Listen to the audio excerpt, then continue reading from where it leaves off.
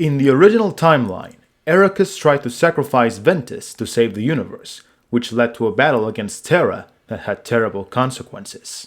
In this timeline, Eraqus finds himself unable to attack his young student, whom he sees as a son, and lowers his Keyblade. So when Terra arrives, he has no reason to confront his master. He sees Eraqus and Ventus' sad expressions and asks what's going on. When these two reveal Xehanort's plan, Terra is reluctant to believe them, to believe that the kind old man who had praised him so much was hiding such evil. But Xehanort himself appears to reveal all of it is true. He shows disappointment towards Eraqus, claiming to be a guardian of light, yet unable to kill Ventus when it would save the universe he has sworn to protect. Eraqus also shows disappointment. He truly believed that Xehanort had finally changed for the better, but he continues to insist on using Kingdom Hearts to make himself the sovereign of all existence, a perversion of what a Keyblade wielder should do. So Xehanort challenges Eraqus to a final duel where it all began, in the Keyblade graveyard, before disappearing through a dark portal.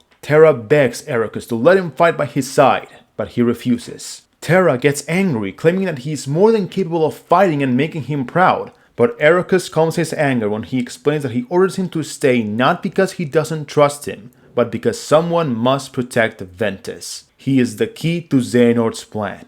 Suddenly, Terra notices the difference in how Eraqus and Xehanort treat him.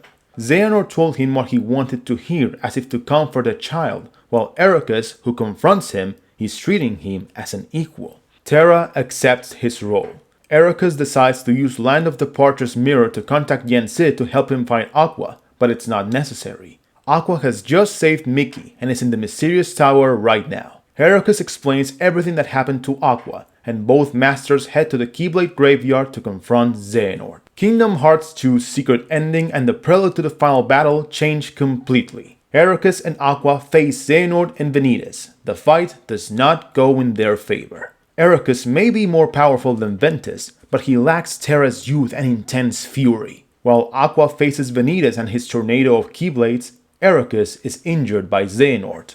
At a critical moment, Aqua jumps to defend her master, but Xehanort teleports behind her and grabs her, intending to freeze her. Aqua saves herself with her barrier, but it becomes obvious that if nothing changes, the battle will end in defeat.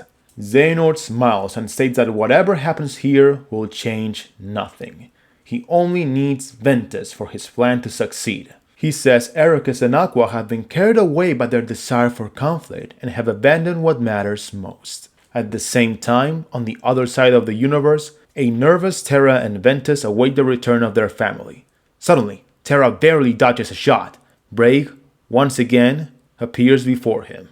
Braig tries to target Terra's insecurities, how Xehanort is so convinced of his uselessness that he sent him, a non-Keyblade wielder, to get rid of him. Terra responds that he finds those insults hard to believe when the one speaking is wearing a patch from their previous battle. Braig gets angry and resumes his attack. Back in the graveyard, Aqua tries to face Xehanort and Ventus at the same time. Eraqus is of little help.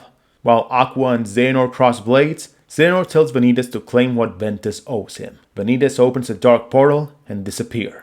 Eraqus and Aqua scream in their helplessness. Aqua tries to get into the portal. Xehanort takes advantage of the distraction to attack her from behind, but Mickey appears and deflects the thrust, saving her. When it seems like the battle is going to continue, Eraqus interrupts, telling Mickey to use his star shard to immediately travel alongside Aqua to Land of Departure. Aqua tries to argue, but Eraqus insists there's no time, that he will confront Xehanort. As his childhood friend, it is his duty, not that of the new generation.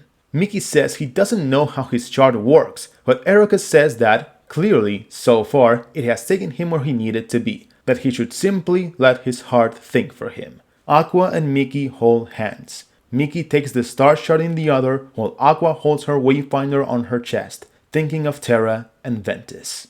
Both artifacts shine, and the duo is transformed into a swift light that departs from the graveyard. Observing their escape, Xehanort mocks his friend, how his bravery is merely a facade.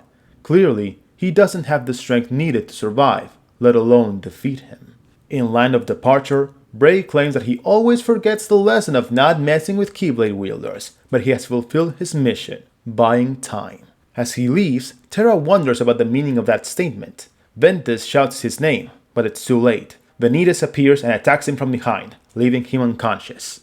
Ventus threatens to kill Terra, so Ventus summons his Keyblade and attacks his dark half. Despite being victorious, as in the original timeline, this only causes Ventus to reveal his control over the Unversed and capture Ventus. He is going to become one with his other half, when a brilliant light explodes next to Ventus, freeing him from the Unversed. The cavalry has arrived. Mickey helps Ventus while Aqua wakes Terra up. The four prepare to confront Ventus and the small army of Unversed that has emerged from him. Meanwhile, Eraqus is finally defeated by Xehanort. Xehanort mocks him about how the loss of his comrades in his youth has turned him into a coward, incapable of doing what's necessary. Eraqus simply laughs. He has managed, despite everything, to have a full life and people who love him. It is Xehanort who remains tormented by that loss. Eraqus claims that Xehanort wants to change the universe because he believes it has changed for the worse, when the only thing that has changed is him. Xehanort's smile fades. In the deepest corner of his heart, he knows that what Eraqus has said is true, but he does not accept it. He takes a step and stabs his old friend. Eraqus fades away with some final words. There's more light than meets the eye. Xehanort pauses for a few seconds. Finally, his greatest friend and rival has fallen. Through a dark portal, he transports from one battlefield to another, where he encounters a greater defense than he expected. Xehanort insults Ventus' failure. When he argues that, unlike Xehanort, he was outnumbered, Xehanort admits that perhaps he has demanded too much from him, but has come to turn the tables. Terra, finally confronting his manipulator, asks where Eraqus is. Xehanort responds without words, just a smile. Terra lunges at him, but Xehanort, to the surprise of all his rivals, raises his Keyblade and stabs himself. Even Terra stops, and everyone watches as Xehanort's heart ascends to the heavens, before descending again to launch into its new vessel. Terra tries to move his hand to activate his armor, but it is not necessary. Aqua steps in the way, and although Xehanort's heart manages to enter her, her powerful light and lack of uncontrolled darkness cause it to be expelled almost immediately. Xehanort panics. Although he wanted to keep this part of the plan secret, it was just as important, if not more so, than the Keyblade. He screams at his enemies and even to the heavens, but there's little he can do before his heart and body fade away after their division. Our hero's attention shifts to Ventus, who knows when to fold them and leaves through another dark portal. An anticlimactic ending, but an ending nonetheless. In the mysterious tower, alongside VIII, the quartet decides their next moves. Until Ventus is dead, the threat of the Keyblade is not over. The lack of a definitive resolution and Eraqus' death leave the heroes feeling depressed as if they have failed. They decide that Mickey will continue his training. Ventus and Terra will stay in Land of Departure, always together to avoid being caught off guard by Ventus. Protecting Ventus was Eraqus' last request, and Terra swears he will fulfill it, now and always. Meanwhile, Master Aqua will travel through the worlds, protecting them from the Unversed and searching for Ventus' hideout to kill him once and for all to put an end to this. After all, this story still has villains. Ventus hides in the realm of darkness, where his negative emotions resonate with the nature that surrounds him. Meanwhile, in Land of Departure, a Heartless appears. Feeling naked, he covers himself with the first garment he finds and vanishes before anyone can see him. Meanwhile, in Twilight Town, a body without heart rises, staring into nothingness. If anyone were to find it, they would only have to look into its eyes to understand that it is a being that lacks the capability to feel. 10 long years passed. After a period during which Ventus and Terra did not dare to leave Land of Departure, a time we could consider mourning for their fallen master, Terra and Mickey were named Keyblade Masters by VIII. After this, Ventus was finally allowed to travel to other worlds and assist his companions in safeguarding the worlds so long as he was always protected by at least one of the Masters. This protection proved to be necessary. Ventus attempted to ambush our heroes multiple times to merge with Ventus and forge the Keyblade, but these solitary offensives never worked and their frequency decreased. After those 10 years, Ventus, hidden and bitter in the realm of darkness, is surprised by a mysterious figure who claims to be Master Xehanort, but now much younger. This creature explains its origin and how it obtained this body. He is Xehanort's Heartless, who was able to retain some of his identity, but his lack of a body prevented him from continuing with his plans. He thought about trying to possess Terra again, but he knew that the young man was now immune to his manipulations, and his darkness was no longer the uncontrollable torrent it once was. He traveled across worlds, searching for a young person with a powerful yet uncontrollable darkness to possess. After several months, he was drawn to his old home, the Destiny Islands, where he found him. A boy with not only a strong darkness, but also the gift of the Keyblade, given to him by Terra himself. How appropriate, the Heartless thought, and began to manifest before the child. Pretending to be the ghost of a noble Keyblade wielder, he gradually manipulated him just like Terra, elevating his ego but feeding his insecurities, making his self-esteem completely depend on him, separating him from his loyal friend, Sora, who soon noticed a strange change in his friend. At the age of 15, the young man manifested the Keyblade, and with his powerful yet uncontrolled darkness, he listened to his master once again, unaware of his true intentions. When he opened his eyes, he discovered that he had completely lost control over his body. He was no longer Riku, but Ansem. By the way, I'm going to call Xehanort's Heartless Ansem and his nobody Xemnas to avoid confusion, even though it wouldn't make sense for them to be called that in this timeline. Okay? Okay. With this new body, Ansem goes to recruit his former ally and tell him his plan, a plan he's been thinking about for a decade. If they can't use Ventus to forge the Keyblade and open Kingdom Hearts, then they will have to create their own Kingdom Hearts, sinking the worlds into darkness, accumulating their hearts into a Kingdom Hearts to later use the hearts of the 7 Princesses of Light and open it. This sounds like a nonsensical mess, but don't worry, it's the plan of Kingdom Hearts 1, don't think about it anymore. Ansem meets with an old acquaintance of Xehanort's, Maleficent. We know from Birth by Sleep that Xehanort told Maleficent several things, which gave her the idea to take Aurora's heart. Ansem presents his plan to her, in which she will have to kidnap not 1, but 7 princesses. But this time, she won't be alone. She'll have Vanitas and an army of Embers that are loyal to him, as well as Heartless, creatures that will do whatever they order as long as they can consume hearts, both people's and worlds'. Our heroes continue their adventures, unaware of the growing darkness, until strange creatures appear before them, dark monsters they had never seen before. Thanks to Yen Sid, they learn the identity of these creatures, the dreaded Heartless.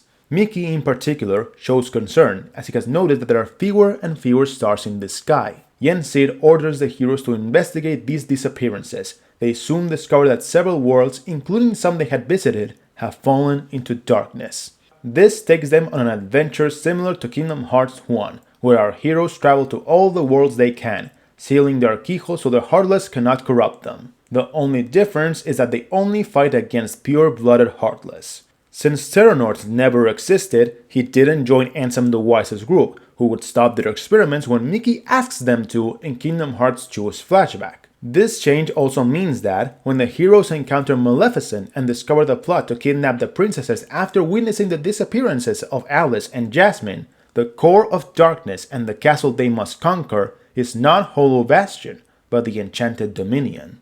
Maleficent feels confident in her ability to fight the chosen wielders of the Keyblade, a folly that is soon proven wrong. Our heroes work together to ascend the castle and defeat the forces of darkness. When Maleficent is mortally wounded, Ansem appears, wielding a new Keyblade, forged from the hearts of the 7 princesses. In this story, Kairi, who continued living in Radiant Garden, will also be kidnapped, so the key will be complete, but due to mod limitations, you'll have to imagine it. As in the original story, Ansem betrays Maleficent, whom he never truly considered his ally, forcibly transforming her into her dragon form. Then an X-shaped barrier appears, separating our 4 heroes. Aqua ends up on Maleficent's side, Vanitas appears in front of Ventus, Ansem stands in front of Terra, and Braig, recruited once again, confronts Mickey. Meanwhile, Donald and Goofy are at Disney Castle, wondering why they are never invited to anything important. Ansem had planned this ambush from the beginning. They just need to buy time and destabilize the heroes, but if they succeed in this fight, particularly if Vanitas manages to merge with Ventus, even better. Aqua and Mickey win relatively quickly, but the battles distract them enough that they cannot assist Ventus and Terra. Terra has an intense battle against Ansem, who fights with the ferocity of a youth and the experience of a veteran. Terra deduces that Xehanort finally managed to seize a young man's body, and as he thinks about it, he looks into his foe's eyes. Then he realizes, this young man is the child to whom he gave the gift of the Keyblade so long ago. This dramatic turn of events weakens Terra. Not only did he blame himself for his master's death, but now he feels guilty of condemning a child to be enslaved by Xehanort. Terra feels incapable of attacking and starts to only defend himself, so he begins to lose the battle. On the other hand, Ventus begins to defeat Ventus. Although, once again, due to limitations of the photo mode and mods, you see them with the same appearance, this takes place 10 years later for them. They have been waiting a long time for this inevitable fight. Ventus was genuinely terrified of Ventus, but he's been protected by his friends time and time again. This unwavering loyalty has inspired Ventus, who has waited and trained to repay all the help they have given him. My friends are my power, and I am theirs. Ventus attacks again and again and again. Even summoned Unversed can't stop him. Ventus panics, especially when he sees Aqua and Mickey starting to break the barrier that separates them. Ventus snaps out of his distraction just to see the edge of a Keyblade a few inches from his face. He knows what's going to happen, but he doesn't have time to stop it. With a sword strike charged with light, Ventus ends Ventus' life. 14 years of negative emotions turn into monsters and darkness explode with great power, completely shattering the barrier. Ventus, Aqua, and Mickey rush to Terra's defense, who begs them not to harm the body that Xehanort has possessed. But when faced with the choice of saving Riku or saving the universe, the right path is obvious. Terra reminds them that when they had to choose between Ventus' life or the life of the entire universe, they tried to save both. The heroes now hesitate. Xehanort mocks how that decision led to Eraqus' death, yet now, 10 years later, he's still kicking. Ventus steps forward. Motivated by his victory, he highlights the fact that Xehanort is alone. He has betrayed Maleficent, used Ventus as a tool until his death, and Brave feels so little loyalty towards him that he has left again. But the four of them stand firm, continuing Eraqus' legacy. He will not be able to win because he is alone, while Ventus' friends are his power. Ansem sees Eraqus' spirit in Ventus and becomes enraged, summoning the Guardian. I always thought if Ansem and Xehanort could summon the Guardian, which turned out to be Terra's heart, why wouldn't he be able to summon a Guardian that was Riku's heart? And just like in Kingdom Hearts 3, this summon quickly turns against them. When the battle begins, the Guardian fiercely attacks Aqua, Ventus, and Mickey, but its strikes miss when Ansem orders it to attack Terra. Terra looks into the Guardian's eyes and senses the strong desire to protect others that he once saw in that child, a desire that is not present in the one who now possesses his body. Terra faces the Guardian, shouting at him to fight against Xehanort, to resist his influence. He begs him to remember the words of the Keyblade inheritance ritual. In your hand, take this key. Then, so long as you have the makings, through this simple act of taking, its wielder you shall one day be, and you will find me, friend. No ocean will contain you then. No more borders around or below or above, so long as you champion the ones you love.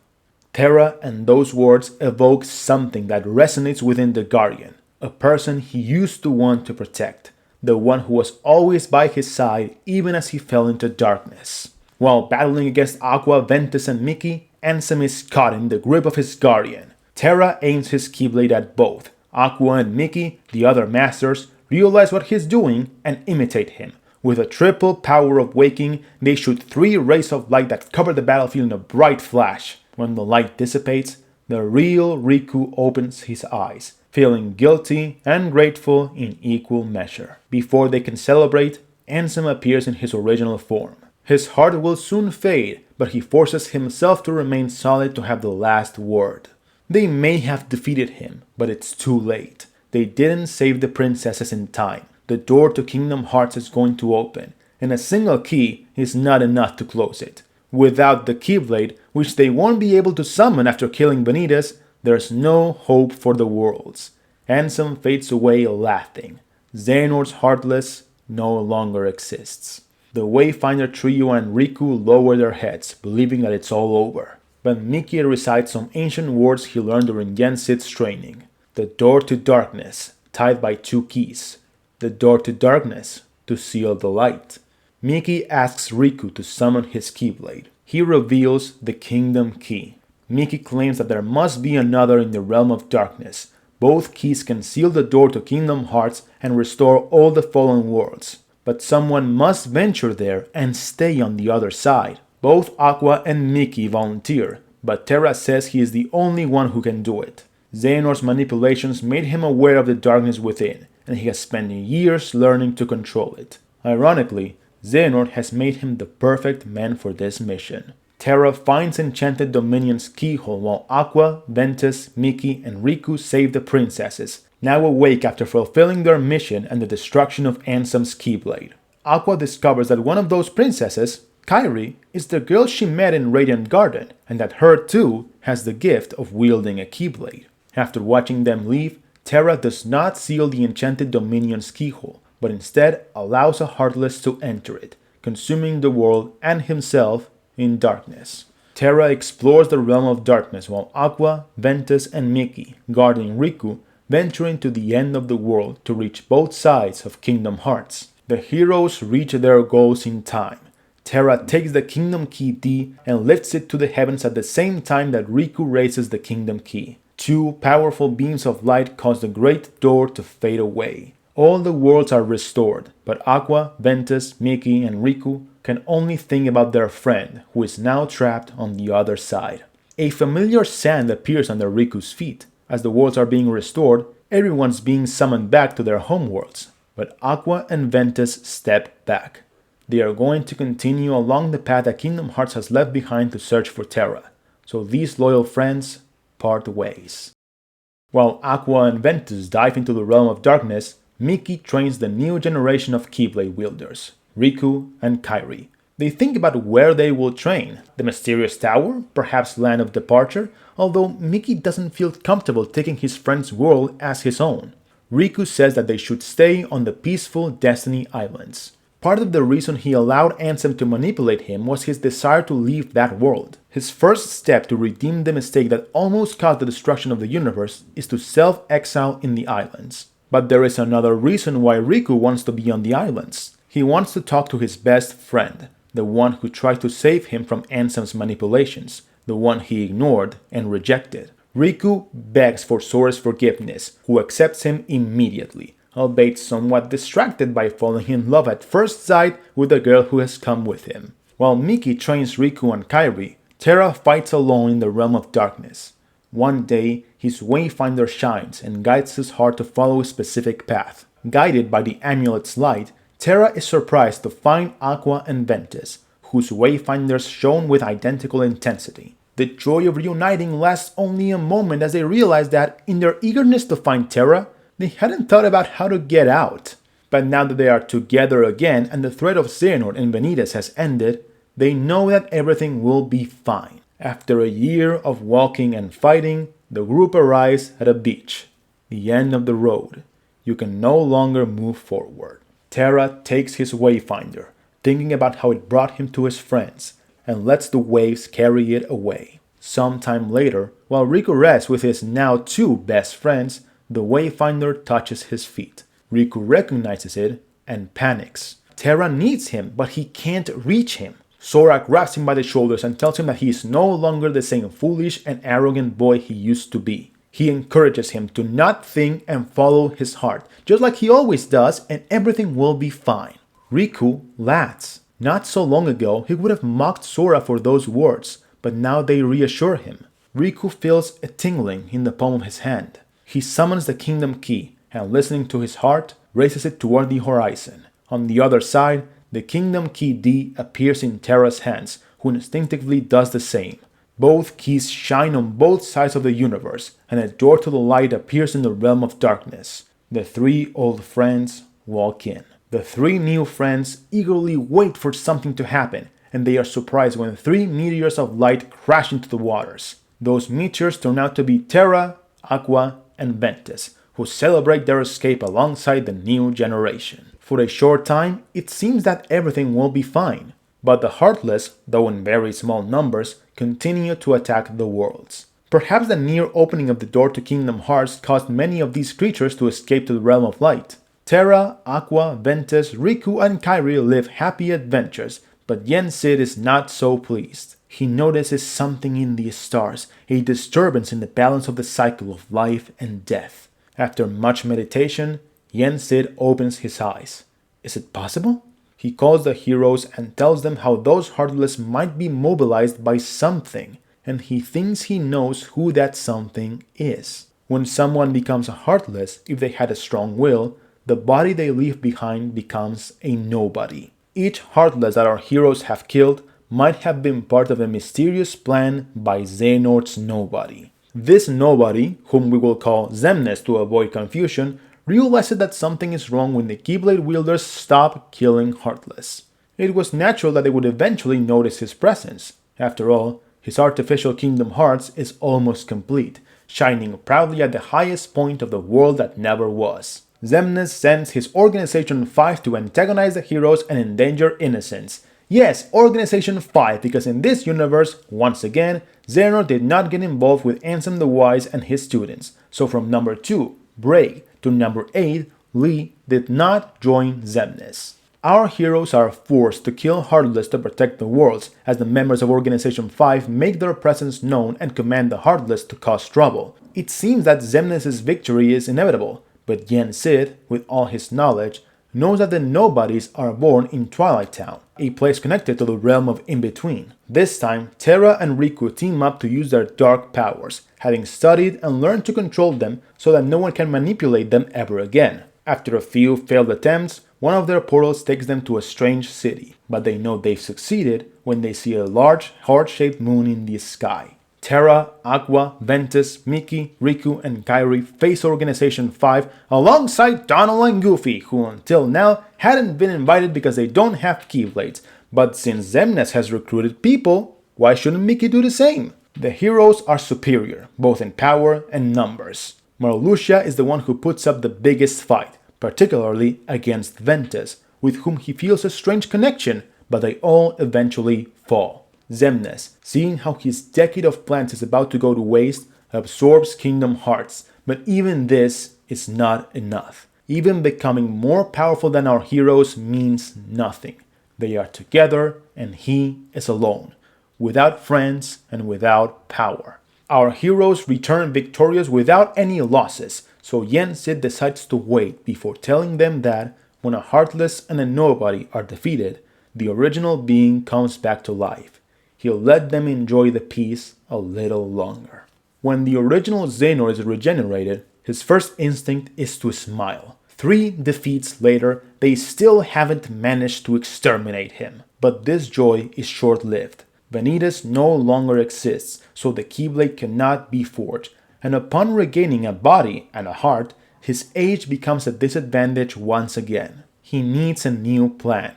Then it occurs to him. Making a pure light and a pure darkness face each other is not the only method to forge the Keyblade. According to the legends, 7 lights and 13 darknesses will have the same effect. But this time, unlike the original timeline, Xehanort is having trouble executing this plan. Even assuming that the members of his Organization 5 and Break joined him, that's 6. Maybe he could regenerate part of Vanitas by taking advantage of that strange world of monsters that use children's fear as energy. Okay, that's 7.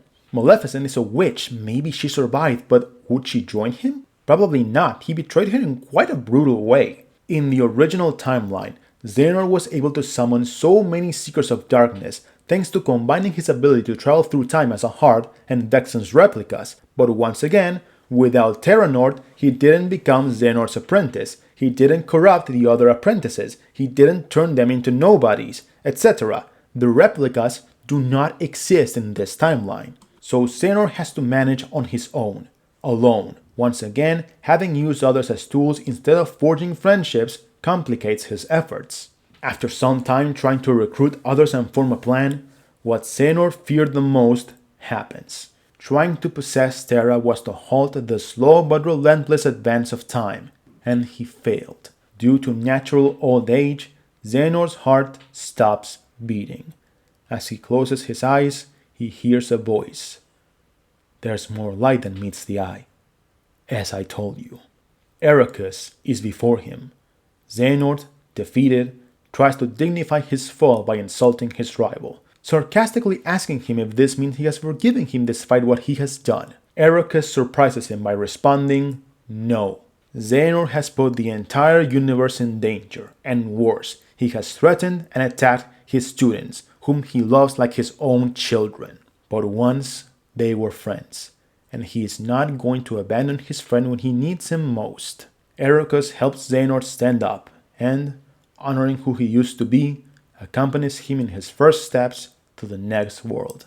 Yen Sid feels Xehanort's star fading. He sighs in relief. No more dangerous battles await the next generation of Keyblade warriors.